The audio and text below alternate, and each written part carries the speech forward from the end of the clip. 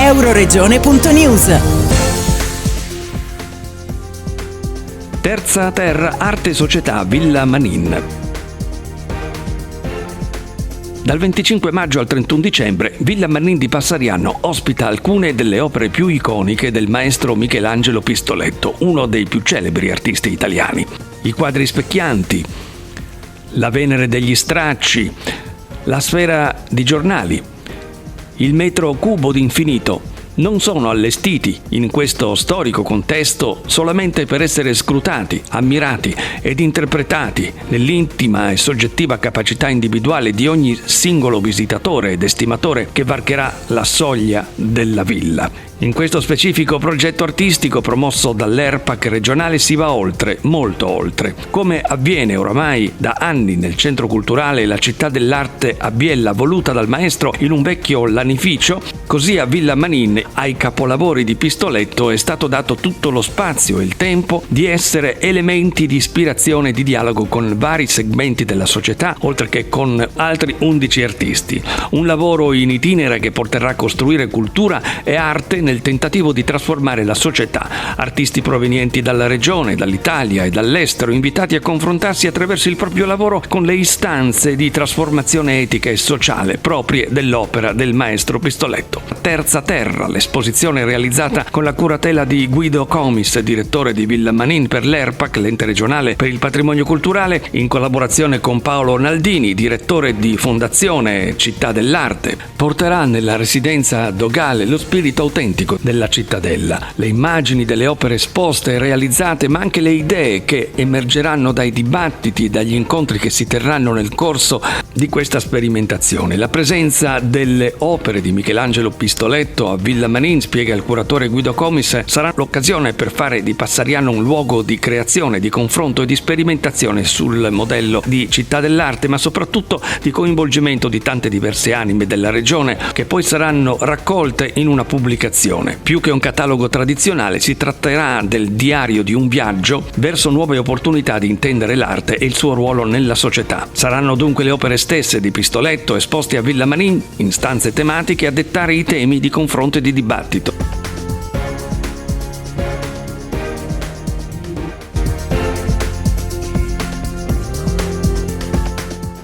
Il nostro desiderio non è stato solo di portare qui a Villa Manin uno dei maestri indiscussi dell'arte dell'ultimo secolo.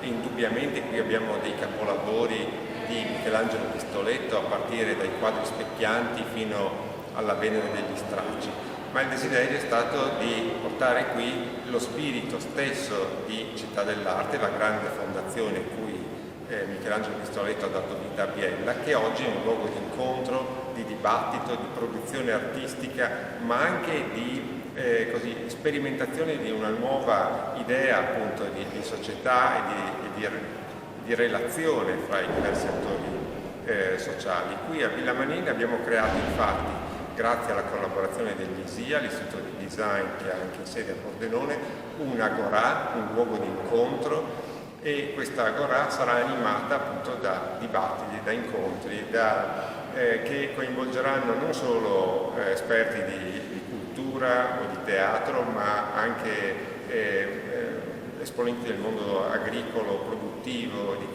Da parte ci saranno incontri con chi anima il mondo dello sport e chi gestisce invece i corsi d'acqua. Quindi l'idea è proprio che ad ognuna delle opere di Pistoletto si leghi un tema che poi diventa un luogo di discussione. Quindi l'arte contemporanea non è solo così qualcosa da ammirare e possibilmente qualcosa da ammirare per un ristretto gruppo di appassionati, ma in realtà diventa il motore, il punto di partenza per appunto un coinvolgimento sociale, e Villa Manin evidentemente è anche un luogo di incontro e non solo un luogo che si frequenta per visitare una semplice mostra. L'esposizione sarà accompagnata da un programma di incontri denominato Arte della Demopraxia, che prevede il coinvolgimento di organizzazioni pubbliche e private, esponenti del mondo produttivo ed agricolo, rappresentanti delle istituzioni e della cultura. Villa Manin sarà dunque il luogo di esercizio della demopraxia, neologismo coniato a Città dell'Arte. Che direzione verrà segnata da questo fidanzamento? Beh, io credo che sia lo stesso titolo di questa mostra, evento o laboratorio a indicare la risposta, cioè una terza terra. Terza terra perché, anche in riferimento alla filosofia del terzo paradiso, noi immaginiamo che sia esistita naturalmente una prima idea di terra, di mondo, in cui l'intelligenza della natura regolava interamente anche la vita degli umani. Poi gli umani hanno esteso la propria azione anche nel mondo dell'artificio, quindi hanno iniziato ad alterare l'ambiente, costruendosi rifugi, costruendosi abiti, imparando a medicarsi e prendersi cura gli uni degli altri attraverso la scienza della medicina e della tecnica e così via. Questa è una seconda terra, una seconda idea di mondo che abbiamo costruito. Oggi sappiamo che questa seconda idea di mondo ha preso un sopravvento, ha preso una strada perniciosa per l'umanità, prima di tutto, per tante altre specie che vivono su questo mondo. C'è bisogno di una terza terra che sia capace di stabilire un equilibrio. Ecco perché questo simbolo che rappresenta 3 cerchi, 3 mondi, in equilibrio tra loro, come una sorta di bilancia. Quindi questa è la strada.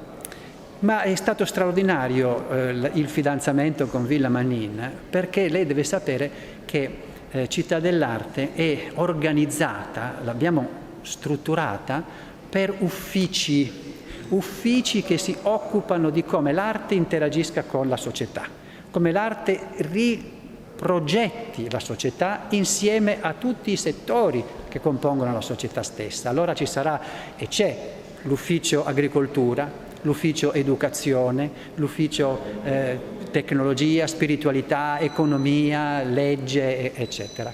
Ebbene, i primi uffici che noi abbiamo conosciuto nella storia dell'arte in maniera straordinaria sono quelli di Firenze, che sono gli uffizi con cui i medici davano un programma di organizzazione della società fiorentina informato ad una razionalità e ad una visione che anticipava l'illuminismo, no? La ragione che organizzava la società umana. È interessante che anche Villa Manin è in qualche modo erede di quella tradizione, perché i Manini dal Firenze nel XIV secolo si trasferiscono in queste terre e organizzano il proprio rapporto con la terra e le persone che vivono intorno alla villa stessa per ambiti di lavoro, quindi naturalmente l'agricoltura, ma poi anche filande, ma poi anche lavoro fabbri, lavori del vetro, eccetera. Quindi è una seconda edizione di uffizi, più magari privati, per l'amministrazione e la gestione del rapporto con la terra. Ecco, Città dell'Arte, strutturata in uffici, rappresenta i terzi uffizi in questa storia, quindi si recupera la terza terra, ma si recupera anche il dispositivo concreto, organizzativo. Come ci organizziamo per dare vita ad una terza terra? Dobbiamo portare l'arte in ogni ambito della nostra vita, sederci intorno a dei tavoli, discutere con gli esperti, discutere tra esperti dei vari settori e progettare azioni, programmi. Ecco, Villa Manin con i suoi nuovi uffizi con Città dell'Arte diventa il luogo di un'officina, di un programma per rigenerare il nostro rapporto con la natura e dare forma e vita a questa terza terra. Terza terra, titolo della mostra, ci riporta al terzo paradiso di Pistoletto, raffigurato da un celebre segno ricostruito botanicamente nel giardino della villa. Il terzo paradiso, scrive Michelangelo Pistoletto, è la fusione fra il primo e il secondo paradiso. Il primo è quello in cui gli esseri umani erano totalmente integrati nella natura, il secondo è il paradiso artificiale, sviluppato dall'intelligenza umana fino alle dimensioni globali raggiunte oggi con la scienza e la tecnologia. Il terzo paradiso è la terza fase dell'umanità che si realizza nella connessione equilibrata tra l'artificio e la natura. Opere che lanciano dei messaggi importanti, cioè l'arte che incontra, non che deve essere solamente ammirata, danno la possibilità di entrare nell'opera d'arte. Sì, il quadro specchiante è il mio autoritratto che si trasforma nell'autoritratto del mondo, perché non ci sono solo più io davanti allo specchio per ritrarmi. Io, attraverso la trasformazione della tela in superficie specchiante, io includo lo spettatore, includo il mondo che c'è davanti all'opera stessa. Per cui la società stessa, che è fatta di persone che pensano, che vivono, sono presenti nell'opera. Dunque il fatto di poter lavorare con la società, insieme alla società, per cambiare la società è il mio obiettivo, perché non mi accontento di guardare la società nello specchio, ma voglio avere una responsabilità su quello che succede nel riflesso dello specchio, in quanto la società diventa una società sempre più viva, sempre più civile, sempre più equilibrata, sempre più armonica. L'arte diventa partecipazione diretta. Chi entra nel quadro specchiante diventa responsabile dell'opera d'arte, di cui è parte, che è il mondo in cui vive, che si rispecchia. Quindi da questo rispecchiamento poi si passa alla realtà pratica. Ognuno prende coscienza di essere partecipe al mondo, non soltanto per caso, perché siamo tutti qui per caso, ma deve anche sapere usare l'opportunità di esistere.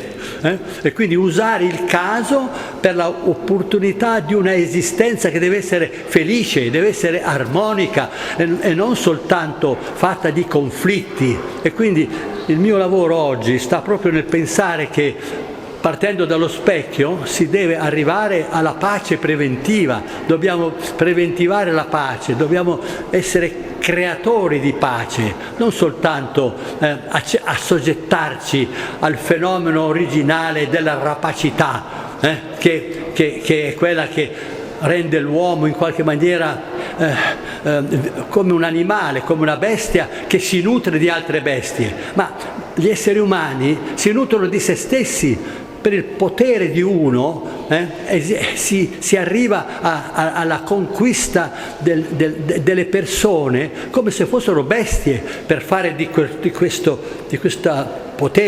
potere centrale, diciamo, la bestia vincente. La pace deve essere invece creata, non è naturale la pace è creazione.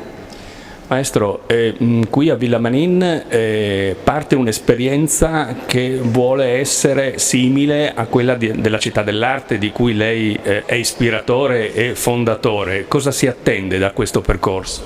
La Città dell'Arte nasce a Biella mettendo insieme tutti i vari aspetti della società, e l'arte interagisce con tutti i settori della società, dalla politica all'economia, la scienza, la religione. La politica diventa veramente il cuore di questa dinamica. Politica vuol dire polis, vuol dire tutti noi.